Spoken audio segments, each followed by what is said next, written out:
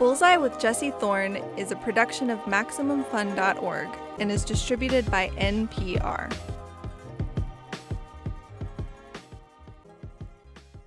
I'm Jesse Thorn. It's Bullseye.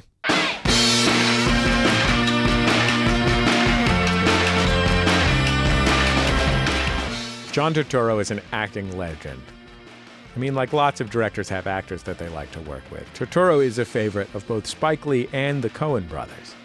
Starting from Do the Right Thing, he's appeared in 9 of Spike's films, as well as 4 from the Coens. He has the distinctive look of a character actor. But unlike some character actors, he can do almost anything. He can play tough, devious, vulnerable, nebbishy, brooding, weird. He's never not himself, but no 2 roles are ever the same. So take his latest movie, Gloria Bell. It's directed by the Chilean filmmaker Sebastián Lelio. It's an English-language remake of Lelio's breakthrough 2013 film, Gloria. It's a movie about a relationship between 2 people who've both already been through a lot. Turturro plays Arnold, a retired Navy officer, divorced with 2 grown kids. He stars opposite Julianne Moore, who plays Gloria. She's also divorced and also has 2 grown kids. She's been going out dancing a lot lately. They meet at disco night at a club for the middle-aged. They start dating. Things get complicated.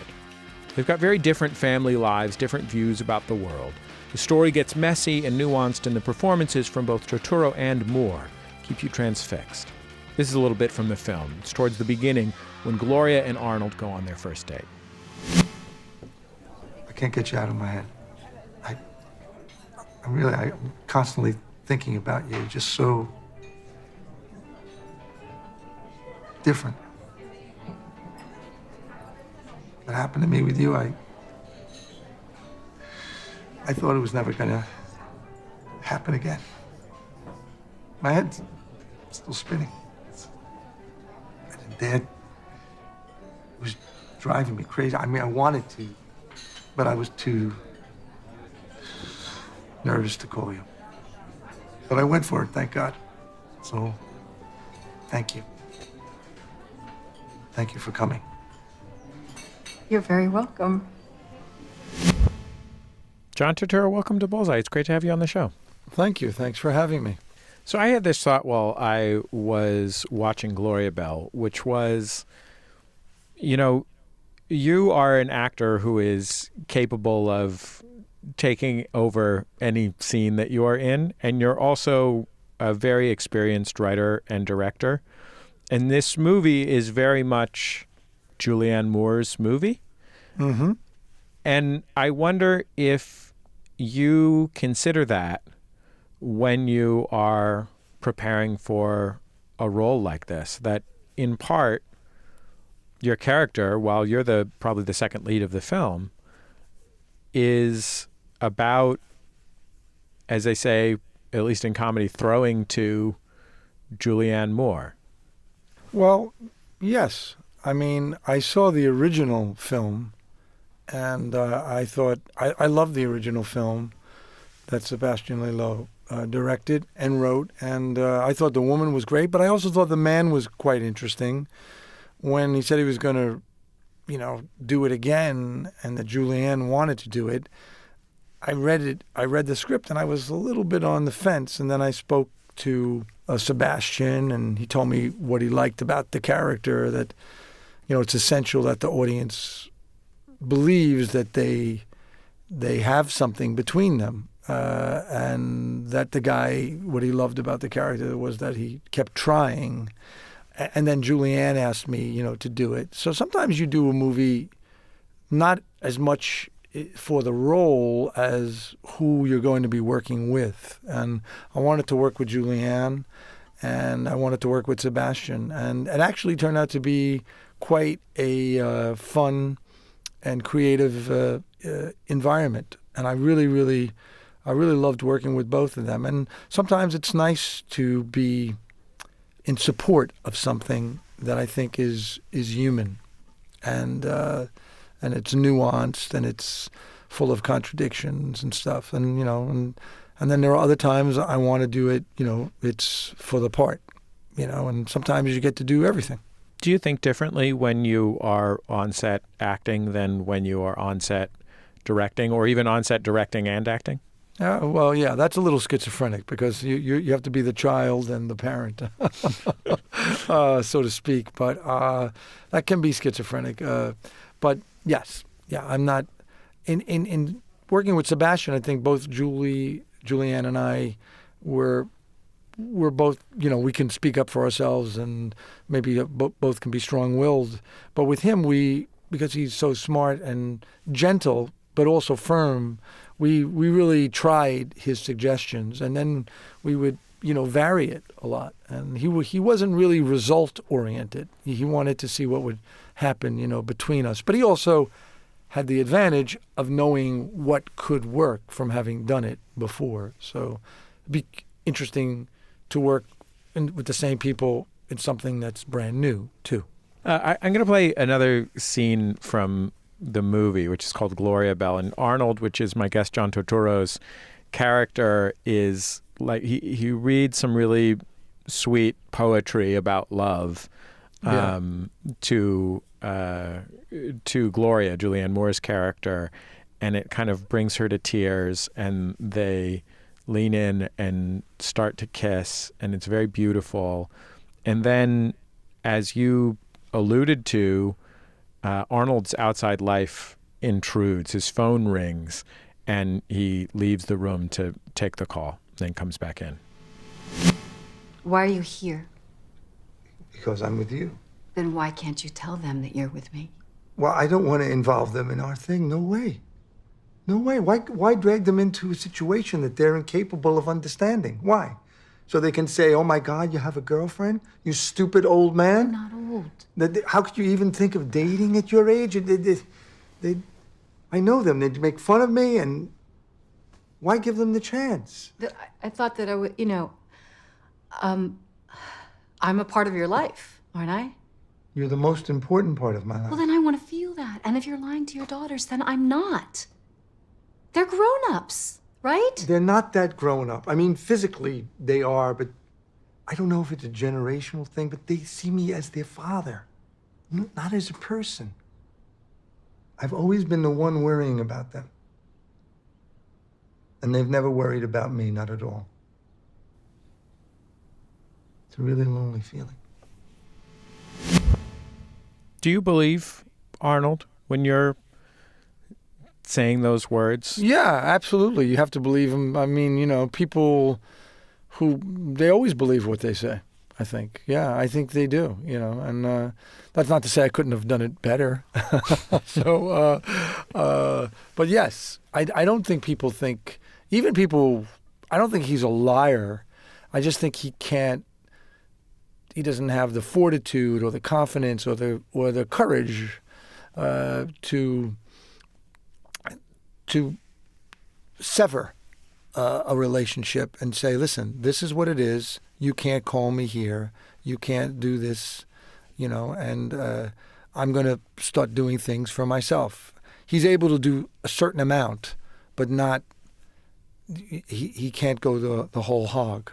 And lots of people are stuck in dysfunctional relationships, and where the person doesn't want the best for them, but love is such a ill-defined word. I mean, some people like to possess and control other people, and some people don't know how to get out of that. So yes, I do think he means what he says, or he's trying to convince himself what he says. But I don't think people, even people who are really, habitual liars, I think they probably can't delineate, when they are and when they aren't. But I don't think that's the case. I think he's really trying, but he's, and that was kind of the challenge of it, because I don't really have that much in common with him that way at all. I mean, I think in that scene, he talks about it, and he feels like an outsider, and he comes from a different world. Mm-hmm.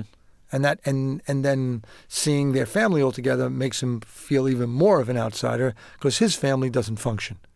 And I think if you come from that kind of family, it's hard to appreciate what other people have or don't have. I remember One of my most vivid memories of teenagedom, or a set of memories, is going to my wife's family's house. And she and I have been together since we were teenagers, and her family to this day love each other very much and get along very well. Right. And I remember being terrified and trapped, feeling trapped by the fact that they liked each other. That's right. No, I see.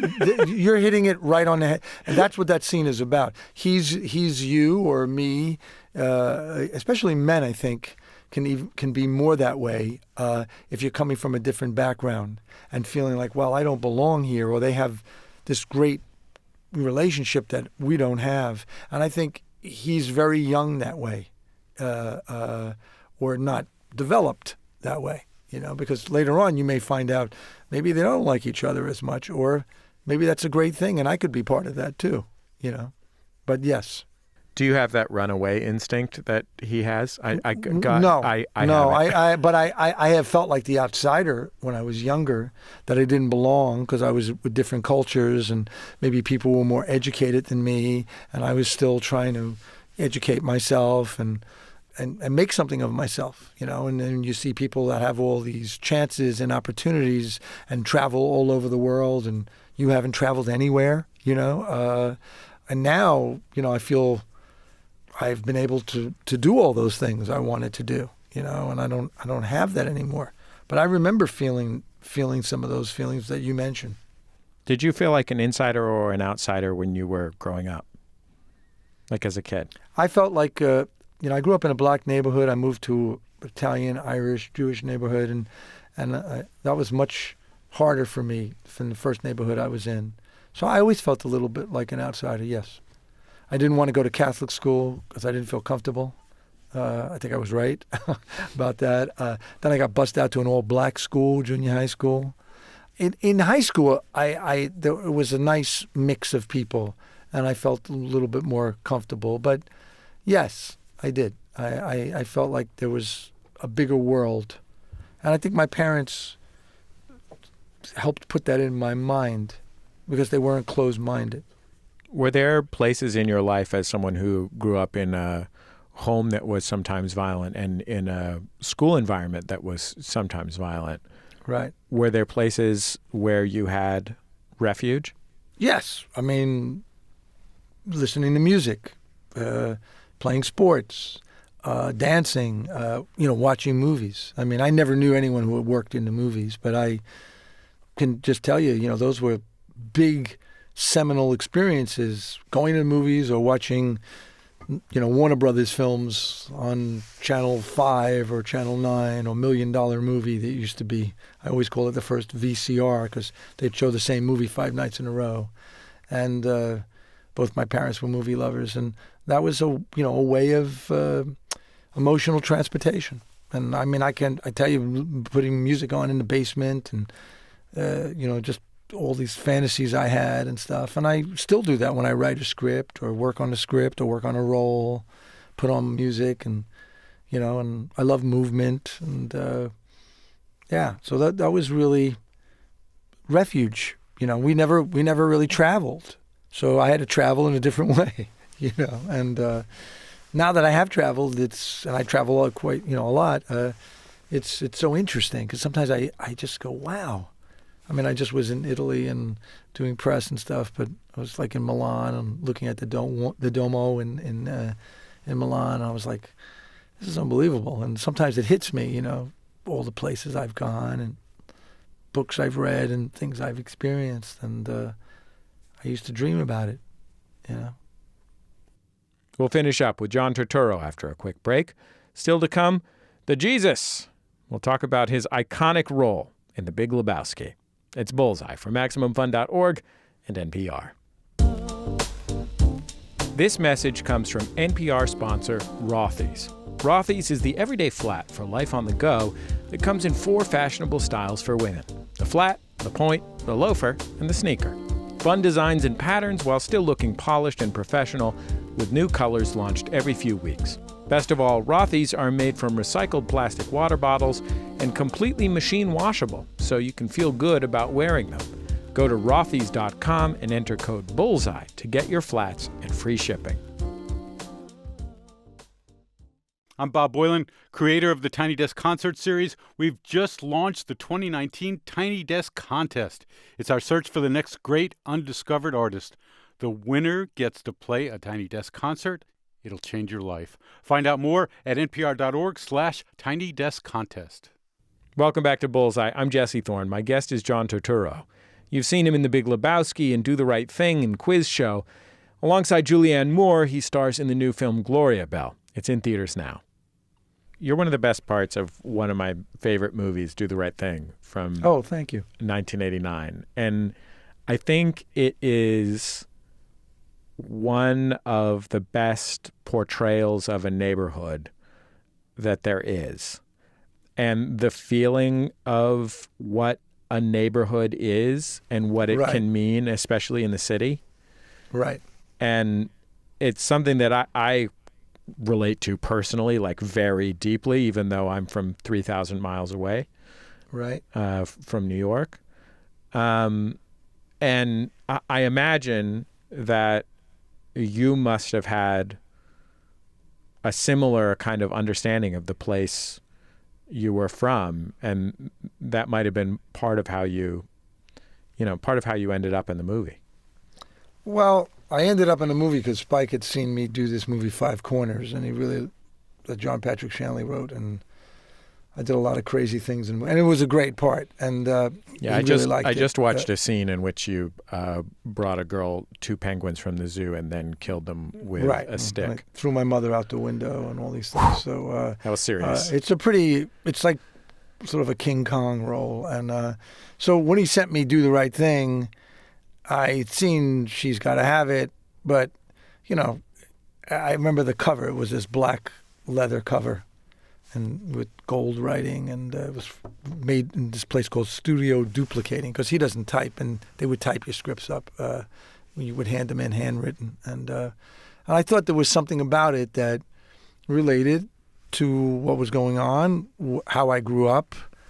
And we have we're born like 3 weeks apart, same year. I grew up in a black neighborhood. I only had black friends, and then I moved to a white neighborhood, and I was not so welcomed and at first. And he grew up in an Italian neighborhood. And so, when he asked me about the movie, I said, listen, we were talking about it. And I said, I'd really want to play the racist guy, because I think that's what the movie is about. Yet he's a big fan of all these black basketball players and comedians and singers, and I thought that would be the more interesting part for me. And we, with his cinematographer Ernest Dickerson and Wynn Thomas, the designer, and Ruth Carter, the costume designer, everyone, we all worked together in the cast for weeks, and it really was I knew it was about something that was real, and I wanted to make it as complex as possible. At the same time, I had to get over my shyness at first. But once we got to know each other, I was able to share things with him, and our relationship was really like cemented, or our friendship was cemented, because I wasn't really afraid to do that in a way that I thought was fair. It's really been a very meaningful relationship in my life, and he's someone I deeply care about. And I remember when the movie was about to come out,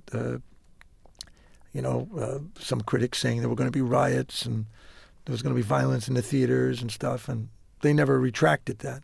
And I was a little worried, because I thought, well, I could be the victim of that, because I play this guy, and I've never had a negative comment from the black community. I've only been positive reaction from it. And I was a little worried, because there was one girl on set who had never seen a movie before, and she really believed I was the guy, and she really didn't like me. She told me, in certain words, that she, after seeing the footage projected over and over again, that she hated me. And, and I told Spike, I said, would you please talk to her and tell her that I'm playing a character? And he laughed and laughed. But that really cemented our relationship. And then I got to do the other side of that equation when I did Jungle Fever with him, which had a lot of my own personal life involved. I put in, contributed, into the script with him.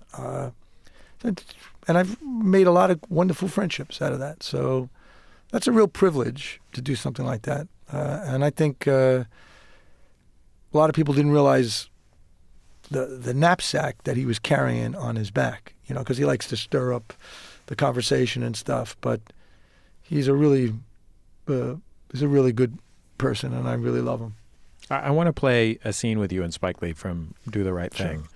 And your character was named Pino, and he's the son of a guy who owns a pizzeria in the neighborhood. And Pino is pretty explicitly vocally racist, and this is a mostly black neighborhood. Yep. And Spike Lee plays Mookie, who's the pizza delivery guy, and he is also kind of a catalyst for a lot of the story in the neighborhood. He's, because of his job and also because of the fact that he's a Spike Lee character played by Spike Lee, who, talks and moves and engages with everybody like Spike Lee. He's like the connective tissue of the neighborhood. Yeah. He's the delivery boy. Yeah. So to speak. And so in this scene, Pino, my guest John Turturro, and Mookie, who's played by Spike Lee, are talking in the restaurant together. I've been listening and reading. You been reading now? I read. I've been reading about your leaders, Reverend Al, Mr. Do, Sharp Tone, Jesse. Keep hope alive. That's up. Keep hope alive. Hey, that's don't talk about Jesse. And even the other guy, what's his name? Farrakhan. Minister Farrakhan. All right, sorry. Minister Farrakhan. Anyway, Minister Farrakhan always talks about the so-called day when the black man will rise. We will one day, what does he say? We will one day rule the earth as we did in our glorious past. Yeah, that's right. What past you talking about? I mean, what did I miss? We started civilization. Man, keep dreaming, man. Then you woke up. Pino, you, your pizza, and Frank Sinatra.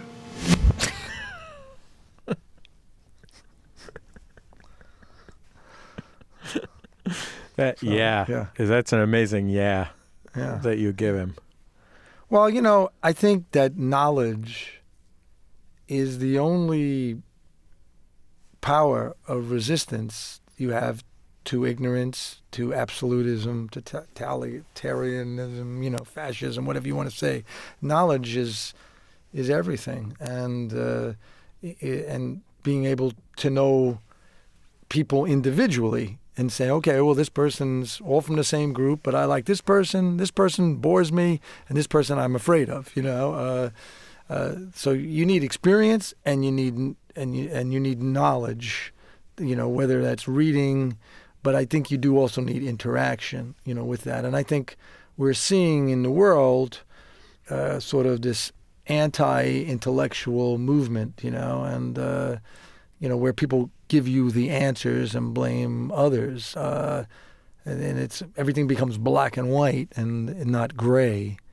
And I think that we're surrounded by ignorance, and once you peel away certain human layers and you scratch at the scab of humanity, you see all this, you would say, primitive, and horrible behavior, in which we've seen throughout history.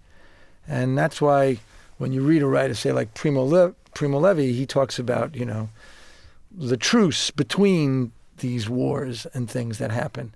And people have to be constantly civilized or tenderized in some ways. And I think, storytelling can be helpful, but there's a lot of things that can be helpful. Certainly education is a big thing.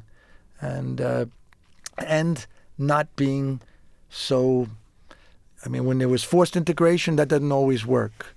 But you really need interaction with other people to get to know them. And it's essential. And I think we're seeing something in the world that is around us right now, and it certainly doesn't feel comfortable to me. But it reminds me of like when you have a demagogue, the first people that are attacked are intellectuals. That's when books are burned. And so this little microcosm of a scene, deals with, ignorance on a very street level, you know what I mean? But that's something that really interests me, and I've tried to do different projects that deal with these themes because I think they are the major themes. When my youngest brother, Brendan, was about 4 years old, I think, my father and stepmother had bought The Big Lebowski on VHS from, when Right. at Blockbuster you could buy it Right. after it was a new release. They would buy it for $8.99. And they watched it a lot. It was in a short list of movies they watched a lot. It was like that, and I remember The Commitments and Bram Stoker's Dracula were the other ones they watched a lot of. And all great movies. And my father and stepmother taught my brother to say, "Nobody forks with the Jesus," or at least they claimed that they had taught him forks. Right.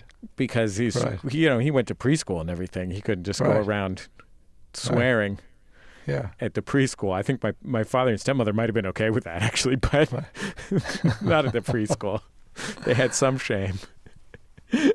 When you got the part in that film, you had already worked with... I didn't get the part. I'd done 2 other movies with them, Miller's Crossing and Barton Fink, and I knew Fran McDormand from Yale Drama School, and they had seen me do a play that I played a character at the Public that inspired that character, and they said, they were really... Joel was very taken by it, and so they kept telling me about it. When I read it, I said, "Well, I got nothing to do. I only have a couple little scenes, I didn't have to play the lead." And anyway, I basically was very thin because I had done the film The Truce, where I played Primo Levi, and I was, it was a few months after that. But I thought, let me try to do something. It's a very small thing, so I came up with a few interesting physical things because once I saw the costume, and they're my friends, and I worked, in big roles with them already, and so I wanted to surprise them a little bit, and I didn't know what the movie would become what it became because when it came out, it came and it went, and I remember seeing the first cut of my introduction. I was really embarrassed that they put all these things that I kind of did on purpose, even though they shot it to kind of make them laugh, like 8-year-olds would do. But now I really appreciate the movie, and I was saying to people, I said, so many people just completely missed it. Certainly the critics missed it. But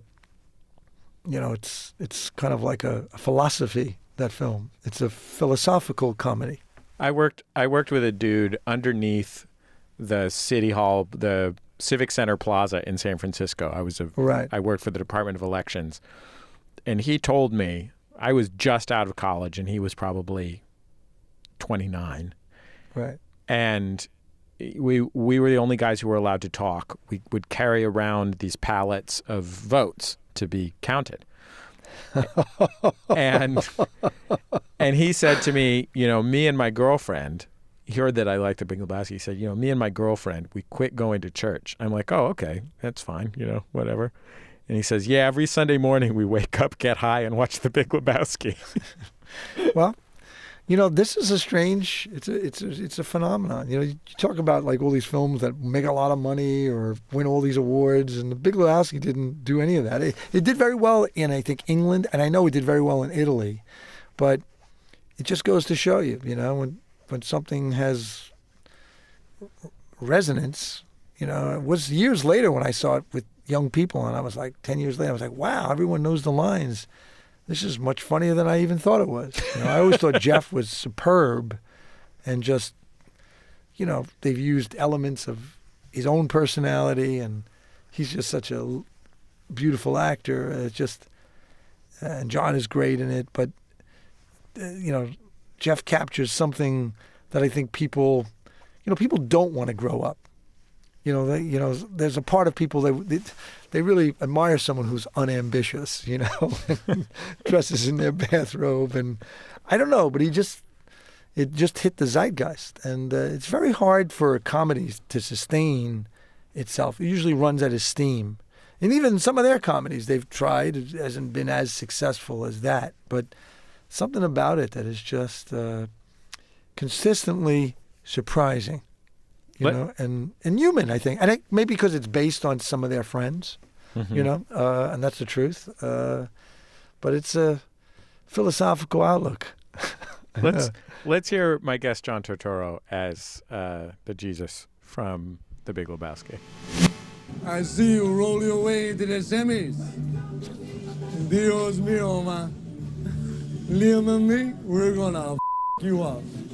Yeah, well, that's just like your opinion, man. Let me tell you something, Pandeo. You pull any of your crazy with us, you flash a piece out on the lanes, I'll take it away from you and stick it up your and pull the trigger till it goes click. Jesus. You said it, man. Nobody with the Jesus. Well, that's it, man. That's such a great reaction take from Jeff Bridges. Jesus, man. Well, that's just like, your opinion, man. This is my younger son. He says this to me all the time. He quotes the Lebowski, This really helps parroting, Oh, my God.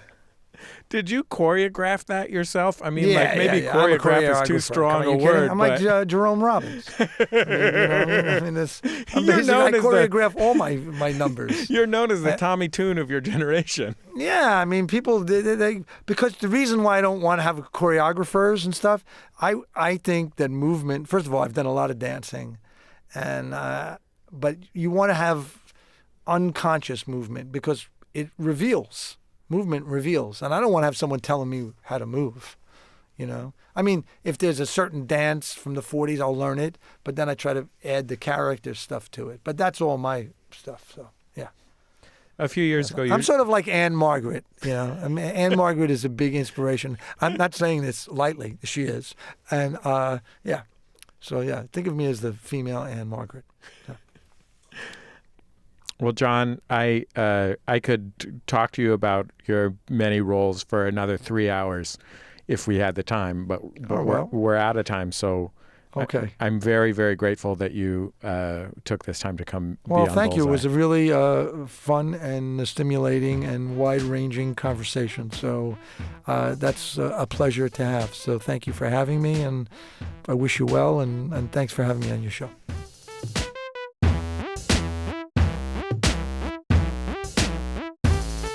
John Turturro, everyone.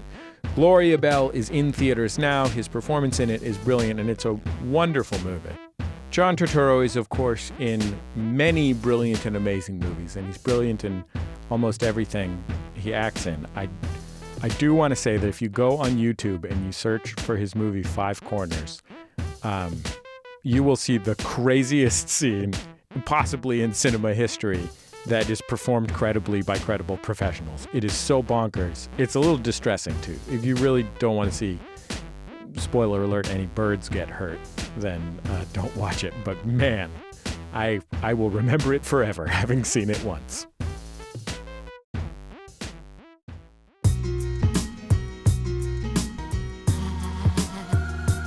We've come to the end of another episode of Bullseye. Bullseye is recorded at MaximumFun.org World Headquarters, overlooking MacArthur Park in beautiful Los Angeles, California, where we had swarms of painted lady butterflies outside of our window this week. It was a really remarkable sight.